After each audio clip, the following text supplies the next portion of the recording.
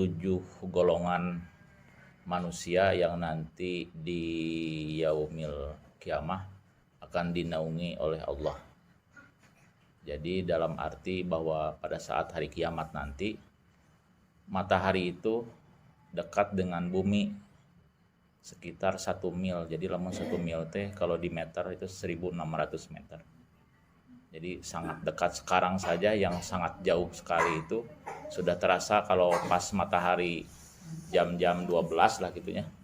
Sudah sangat kerasa panasnya, apalagi nanti pada saat kiamat itu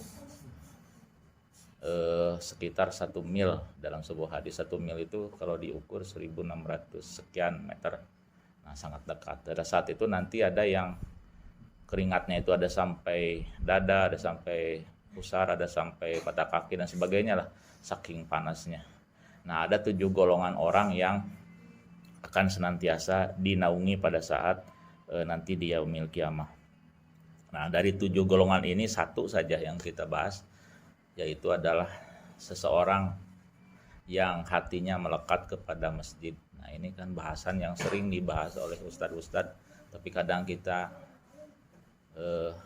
lupa atau bagaimana ya. Jadi biar kita mengingatkan kembali bahwa salah satu golongan dari 7 golongan itu ada satu golongan yang akan dinaungi oleh Allah ya, pada saat tidak ada lagi naungan ya selain naungan dari Allah, dalam hadis sahih ya yang diriwayatkan oleh Abu Hurairah radhiyallahu an, bahwa ada 7 golongan yang nanti di yaumil kiamat yang akan dinaungi. Salah satunya adalah seorang yang hatinya selalu terpaut dengan masjid. Dalam arti ulama-ulama mengartikan yang terpaut itu adalah satu yang apabila ada pembangunan masjid dia berwakaf ya. Berwakaf dalam arti memanutkan diri seperti yang punya masjid ini yang dulunya berwakaf tanah, walaupun sudah di alam barzah akan ngalir terus karena udah dipautkan hatinya, dirinya sudah dipautkan. Siapapun yang beribadah kita di sini, pahalanya akan tetap ngalir kepada beliau tanpa mengurangi pahala kita yang mengerjakan sholatnya, mengerjakan ngajinya, mengajar taklim kayak gini. Tidak mengurangi pahala kita, tapi pahalanya ngalir kepada yang berwakaf tanahnya, berwakaf semennya, berwakaf apapun yang kita butuhkan pada saat dulu pembangunan di sini.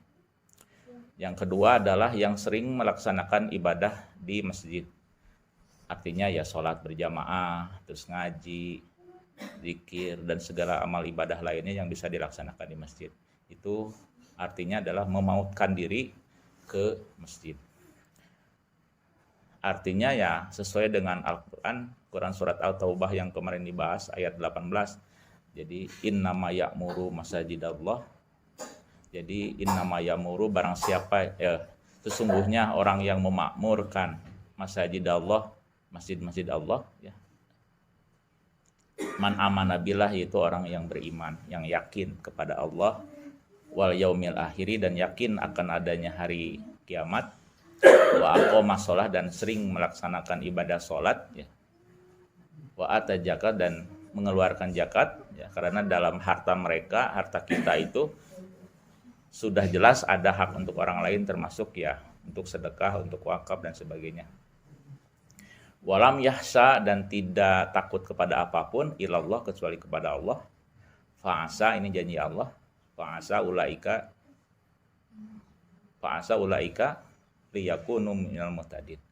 Jadi Allah akan memberikan janji, memberikan petunjuk kepada orang, termasuk kita mudah-mudahan, yang senantiasa hatinya terpaut ke masjid. Dalam arti ya tadi, pada saat pembangunan, pada saat ada kegiatan apapun di masjid, dia memberikan sedekahnya. Ada kegiatan taklim, ya butuh ajang istilahnya dong ala kadarnya untuk makan, minum dan sebagainya, bukan kewajiban itu, cuman agar ada rasa kebersamaannya, ibadah tegirnya ada sedikit kali-kali ada makanan. Itu juga salah satu memautkan hartanya, menyimpan hartanya, bekal-bekal kanggo engke di alam kubur di akhir kerak, dengan memautkan hati ke masjid. Hartanya dipautkan ke masjid, karena harta itu yang memang orang ngomong jangan terlalu banyak harta dan kayak mau dibawa maut gitu. Itu salah. Sebenarnya harta itu semua juga kita usahakan untuk kita bisa bawa ke alam barzah dan akhirat. Jadi dunia tetap kita harus pegang, ya, jangan sampai ada omongan bahwa tekudu benghar-benghar ting dan mau dibawa maut gitu. Harta memang, tapi dengan kekayaan itu kita pautkan, kita titipkan harta itu untuk nanti kita bekal. Jadi titipkan ke masjid, titipkan ke tempat-tempat yang bisa dipakai ibadah, ya pesantren dan sebagainya, titipkan ke anak yatim, titipkan itu titipan sebenarnya, nitipkan harta orang agar kita nanti sampereun di alam barzah gitu. Yang bisa menerangi di alam barzah kan sedekah. Yang bisa membantu nanti di yaumil hisab pada saat kita ditimbang di mizan gitu ya. Kebaikan kita akan ditambah oleh yang jariah itu. Jariah itu artinya mengalir terus. Karena kenapa disebut mengalir? Tidak dipakai sekali, kayak masjid ini tidak dipakai sekali sholat enggak sih gitu, itu kan. Setiap sholat waktu, setiap wajib gitu, itu dipakai orang untuk sholat. Dan setiap orang yang sholat juga otomatis akan mengalir pada siapapun. Catatannya yang udah jelas oleh Allah teh, moal biruk itu catatan orang teh, masian semen sasak, moal biruk itu teh, mau disia-siakeun ku Allah teh. Ya. Walaupun pahalanya besar kecilnya itu mah Allah sendiri yang punya hak otoritatif gitu, ngasih sabar-sabar ulah pikiran orang lamun sasak berarti pahala nanti ya liar lah gitu, serahkan ke Allah, ikhlaskan bahwa yang penting kita udah ada menautkan diri ke tempat ibadah gitu. Cenah saya mah da teu gaduh artos, teu gaduhnya tenaga ya. Tenaga juga kan itu sedekah. Sudah memautkan diri tenaga. Tenaga ge aduh abi tos sepuh ku doa oge eta teh udah sangat luar biasa, ngadoakeun ya Allah masjid teh sing lancar, sing barokah, sing makmur gitu. Janten segala macam, yang penting kan hadis ini memautkan diri. Kalau memautkan diri mah bisa hati, bisa dirina dengan melaksanakan sholat berjamaah atau tenagana ngebantuan ya, atau dengan hartanya. Jadi itu memautkan diri itu. Jadi dengan doa juga udah memautkan hati kita kepada masjid. Ini jaminan dari Allah. Hadisnya hadis sahih.